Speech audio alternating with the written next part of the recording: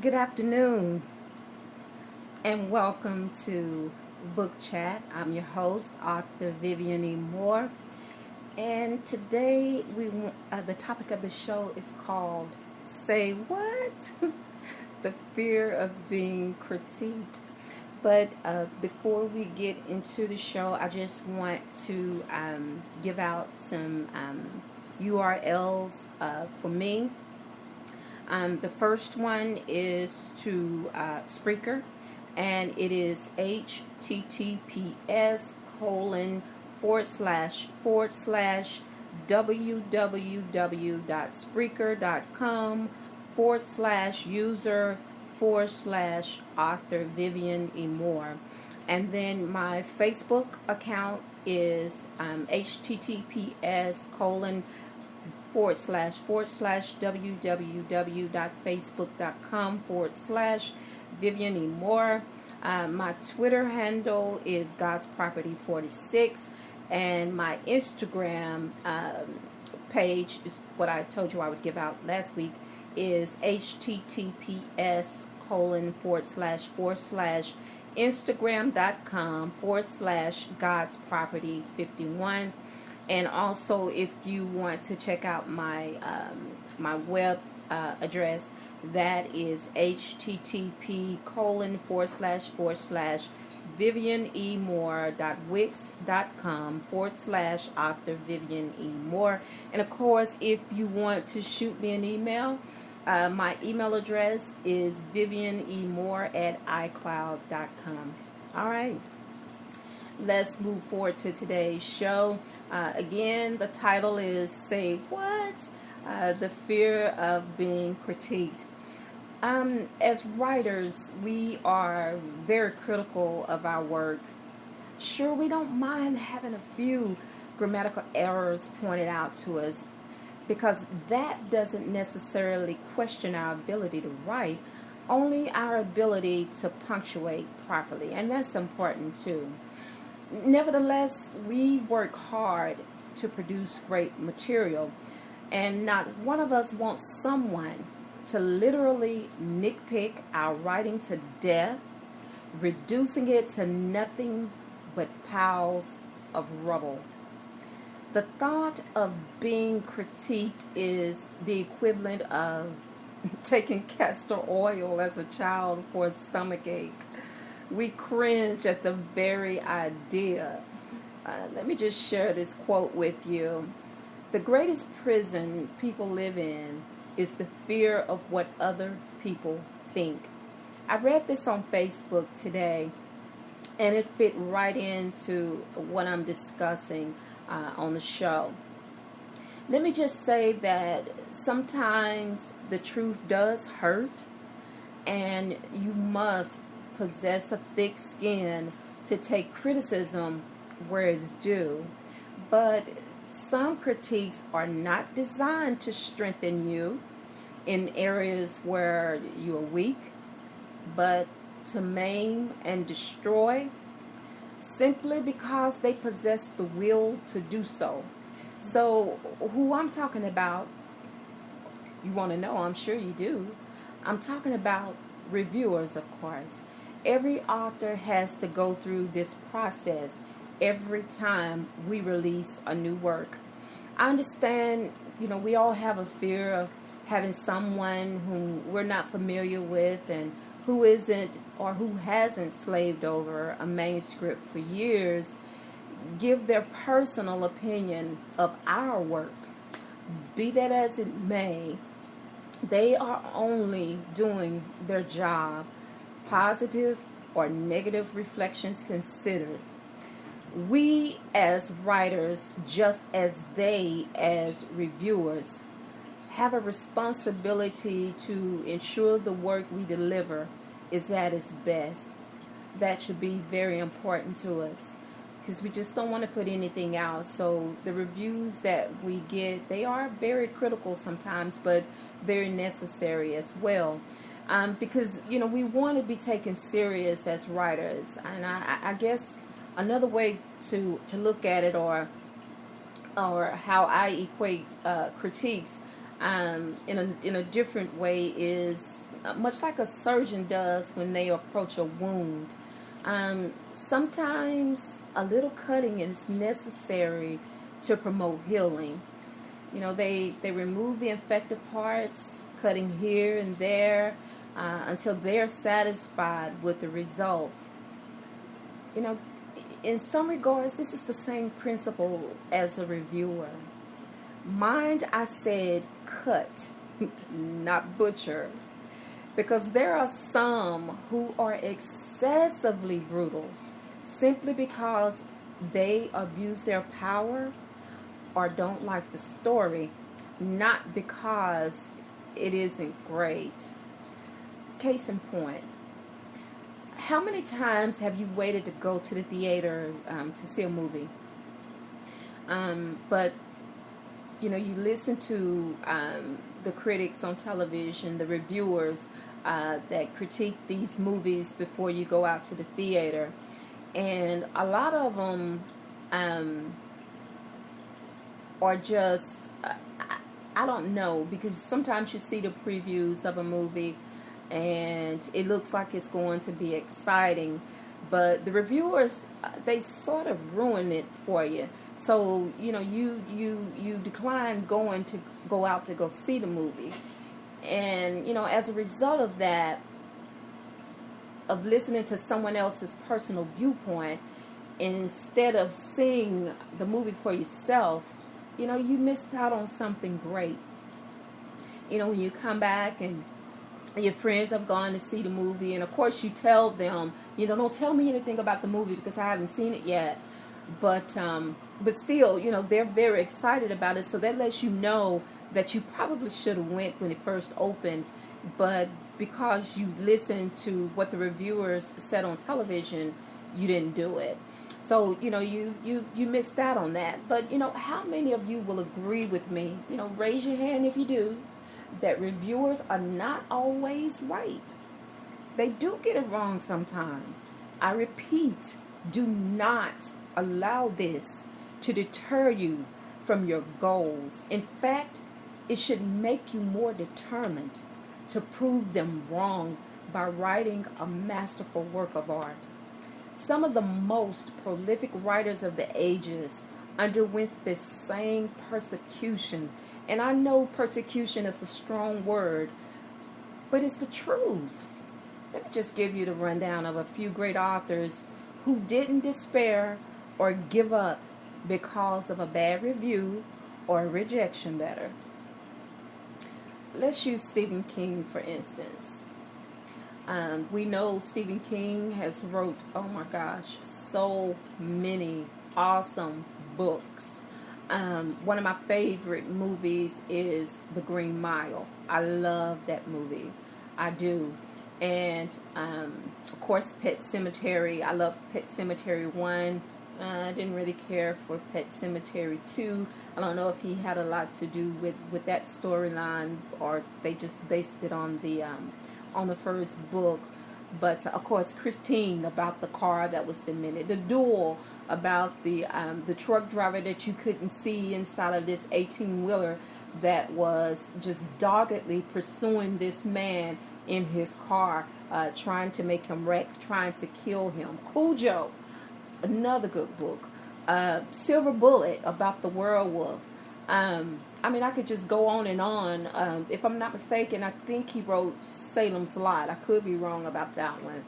But I want to talk about Carrie, because this was a book that was rejected 30 times before it was, in fact, published and went on to be a bestseller as well movie.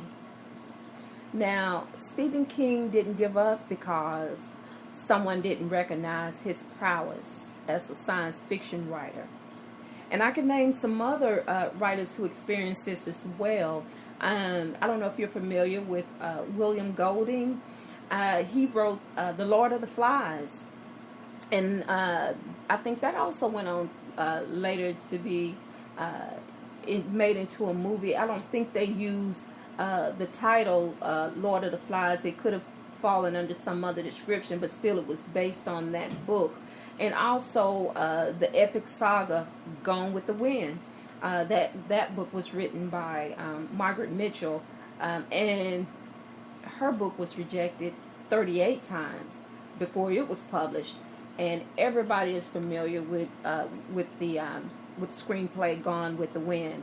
I think it was on television not too long ago, and it's a really long movie, but it's really worth watching. But probably better if you read the book. That's even longer, but still, both. I think they did a great job in adapting the screenplay from the book. They did a really good job of that. Um, and a book I've read many times as a child, not Gone with the Wind, but The Tale of Peter Rabbit. Beatrice Potter is the author of that book, and for my DIY authors, she's self-published. By the way, just to let you know that you can be a self-publisher and still have great success with your work. Um, I want to point out one other one, and some of you may not be familiar with this next person, but Louisa May Alcott is the author of Little Women, and that is another great book, a classic, and it was also made into a screenplay a few years ago, and the adaptation of that book was really good too, but just a little history behind Miss Alcott's story. When she was in the process of writing and trying to get her books published, she was told to stick to teaching. Can you believe that? I realized she grew up in a time where men were taught that a woman's place was in the home, in the kitchen and bedroom. But what I like about Miss Alcott is that she proved that there was more to her than being Susie Homemaker. There are tons more, but hopefully you get the point I'm trying to make, and I want you to see that that the what if probability does exist. But much like these authors, you must not and don't give up because of the negative responses to your work. I thank God they didn't give up. Otherwise we would have never had the pleasure of reading these great stories or the inspiration to keep moving forward. These writers didn't let a negative response deter them from what they were destined to become. They persevered because of the inner desire and inner passion to create that we all as writers have. Listen to me, please. You are so much greater than you even realize. Perhaps you haven't reached the level of Stephen King or even Diana Gabaldon. That's my favorite author. I have to tutor every opportunity I get. But that's okay, because you will get there. You just have to hang on and hold out until that change comes. There's always room to learn more about your craft through criticism, because we don't know everything as writers either.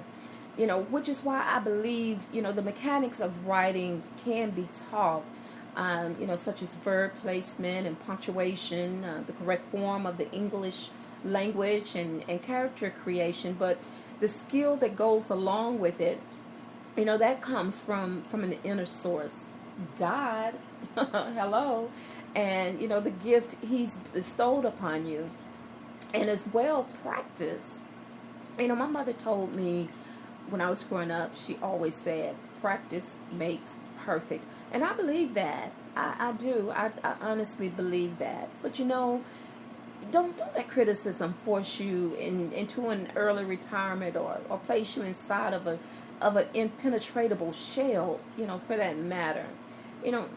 I just want to share this with you. Many people, they don't know this about me, because I've grown so much over the years, and I've had things that were instrumental in my growth that helped develop me as a person.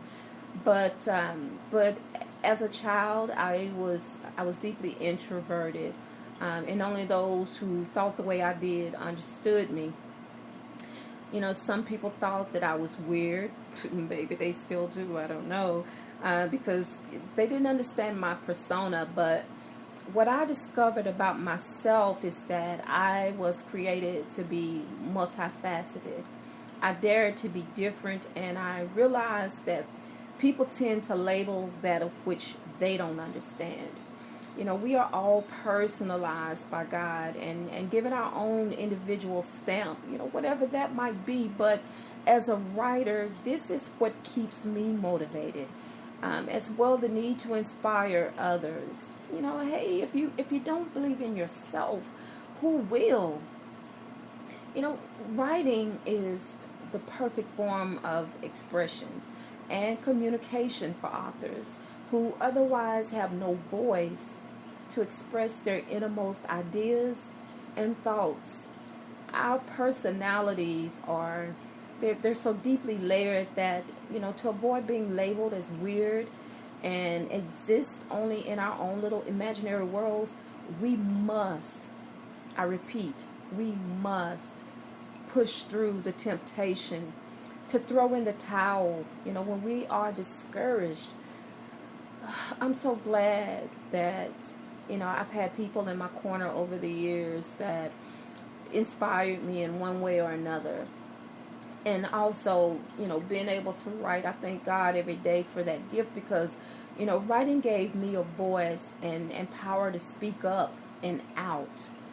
But, if I'd allowed criticism, of my most cherished creations to hinder that growth, then I would have silenced myself. But the way I look at it is sometimes, and I always go back to motherhood, childbearing in general. God gave women an internal shut-off valve. Ladies, I know this is a subject that we don't like to discuss, but it's called menopause. At some point in our lives, we all will go through that. And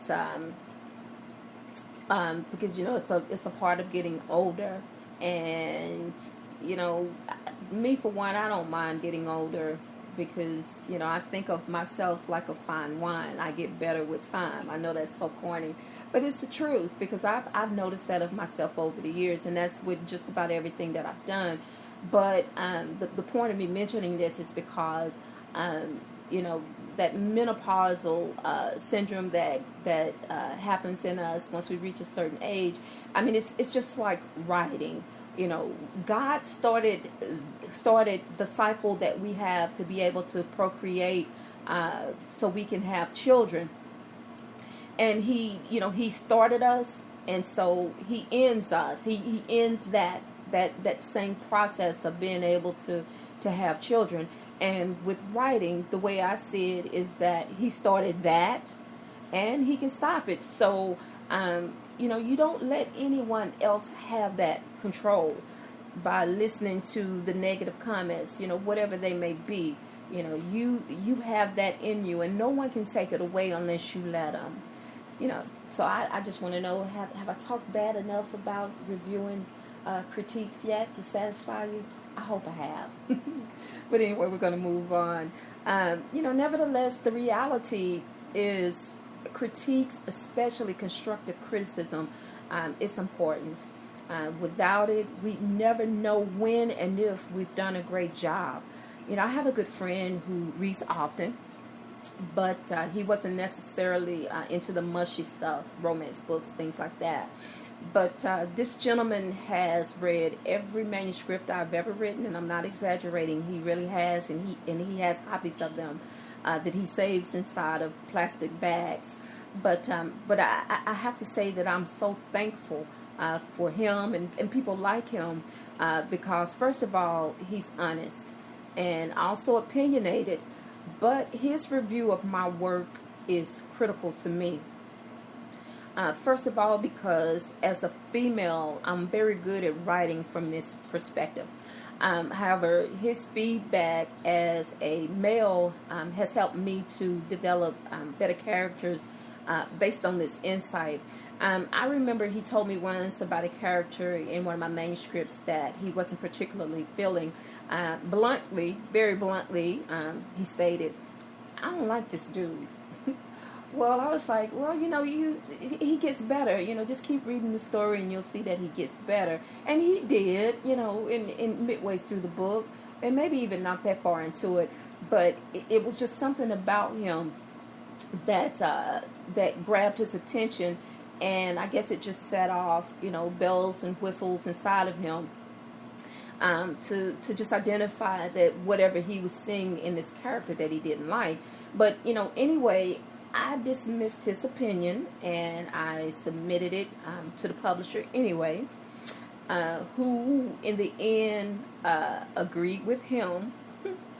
And this taught me a very valuable lesson, and I gained more respect for my friend.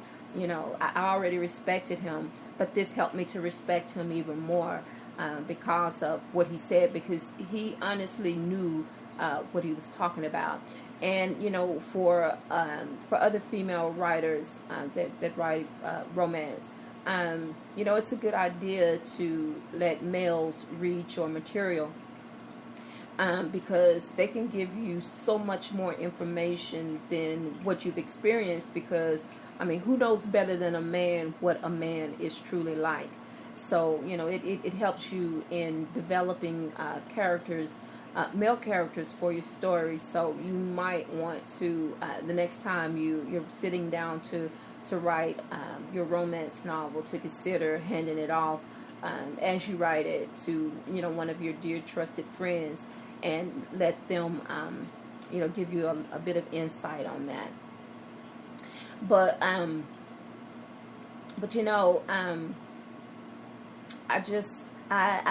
could have learned something, from him, but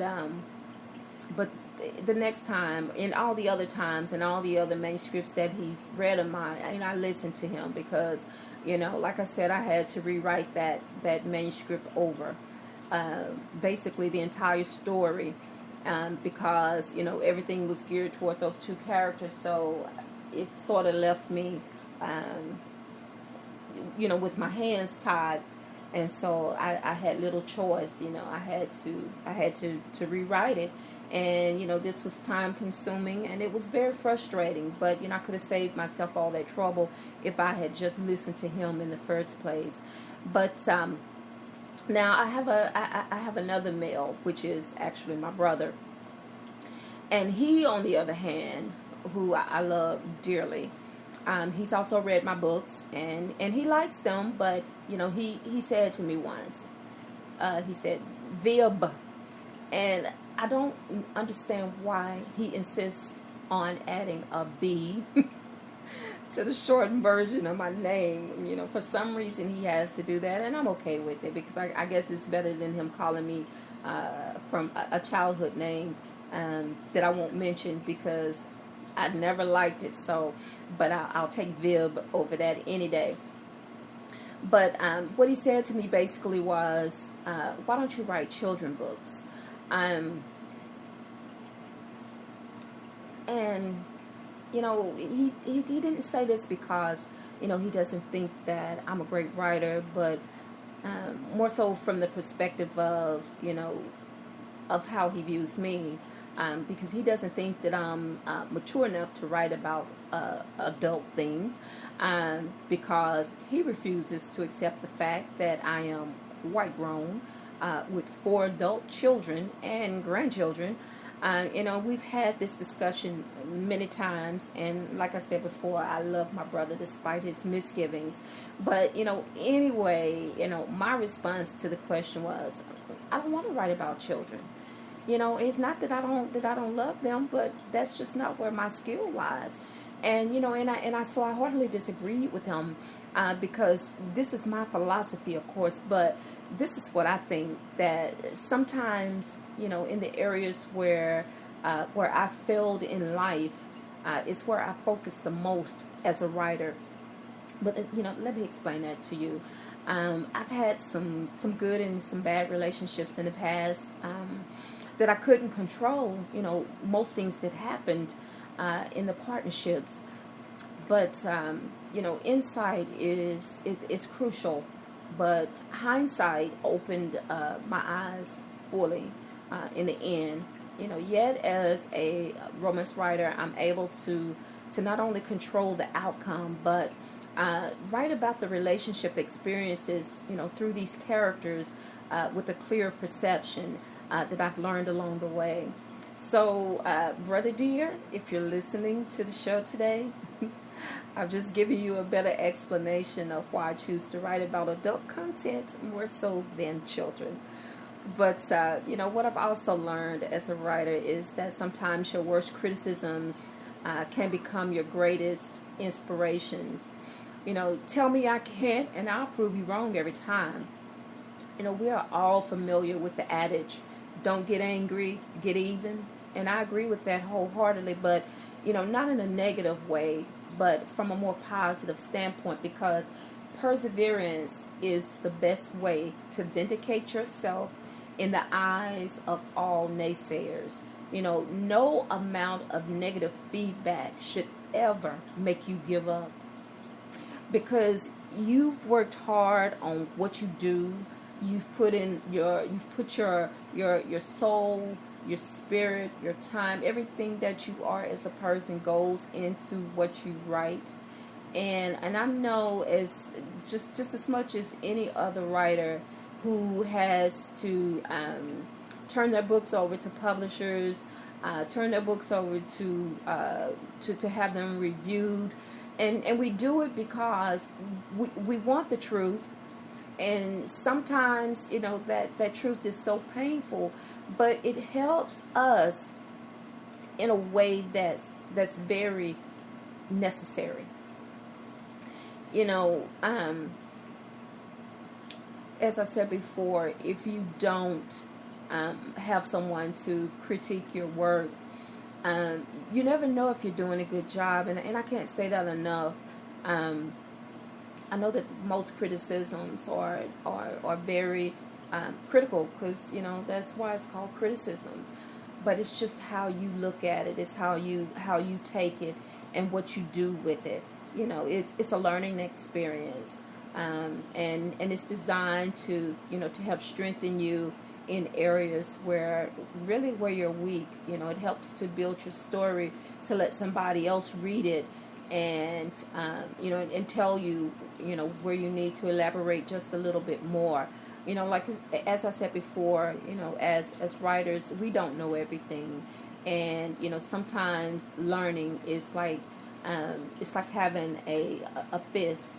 If your fist is balled, and I mean that's with anything. If your fist is balled up, nothing can get in and nothing can get out. So you have to be flexible, and you have to learn to take the good with the bad, accept the criticism. Don't let it stop you. I mean, sometimes we do get blindsided by what people say, but like I said before, you have to have that tough skin. You have to be able to take what they say and run with it and use it to to your best advantage. In closing, we should always put forth our best efforts, no matter what the outcome may be, because we have to face our greatest fears head on. If we don't meet these challenges, then we shortchange ourselves and we hinder our own growth. What we need to do is write our best stories, and don't be afraid to face the criticism that goes along with it. I hope more than anything that I've inspired someone today to keep moving forward after receiving, a rejection letter or a bad review. This doesn't mean you're hopeless or should give up on your dreams, but self-examine yourself, because it helps us to stay open. I have enjoyed so much this discussion today, because like I said, as a writer, we've all experienced getting a letter of rejection, or having our work critiqued, and having our balloons deflated because we thought that it was the best thing since apple pie. But like I said, it helps keep you grounded, and it helps me to stay humble, to know that like I said before, that I not only write, because it's my passion, but I write for people, and I write about people, and that's my joy. I love it, and I just pray that that God will continue to bless me in this effort. Continue to bless me to be able to do this weekly show, to continue to bring these topics that I feel are pressing and that I hope are helpful to you. And I hope that that you will give me feedback on today's show, that you will listen to the other episodes that I've done over these past weeks. Let me know, if you like it. If you don't like it, drop me an email. You can like me on Spreaker if you listen to it through the app. Just like me on Spreaker, and leave a comment. You can like me on Facebook as well, because usually after the shows, the shows are uploaded to all of my social media pages. So I hope you check it out there as well. But we're coming down to the last few minutes of the show. And again, I just want to say thank you for those who have been listening to the episodes, because I do get the stats on a weekly basis. And, one show in particular, I think it was What Inspires You to Be Creative.